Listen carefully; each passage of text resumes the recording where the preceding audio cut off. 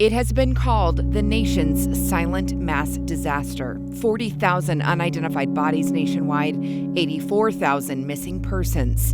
But there can be a link between some unidentified bodies and reported missing persons, and that link can be connected with a simple swab of DNA. Had I known the power of what the DNA will do for myself, for other people even,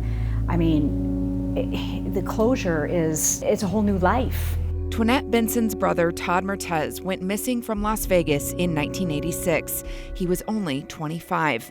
And for the following 26 years, no one knew what happened to him. You always hold hope, even though in my heart of hearts, I knew he was gone. In 1988, unbeknownst to Twinette and her family living in Washington state, Todd's burned skeletal remains had been found in Tonopah, Arizona, and were sitting in a medical examiner's office, unidentified. The feeling of not knowing what happened to your loved one. My brother, Todd, he was my only sibling. We were like Irish twins. We were 14 months apart. So it doesn't go away.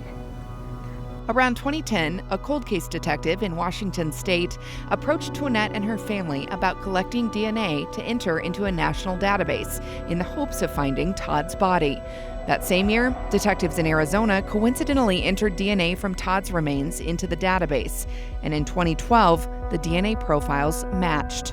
The unknown's over for us and for my mother and for the rest of the family members who are still with us today. Twinette and Todd's story is just one example of what can happen when the pieces of the puzzle come together in a case like this. The Phoenix Police Department is hosting Missing in Arizona Day, a virtual event to help even more families, missing loved ones, connect those pieces.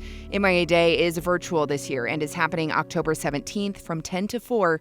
Investigators will be available to take reports and gather information at 602-534-2121.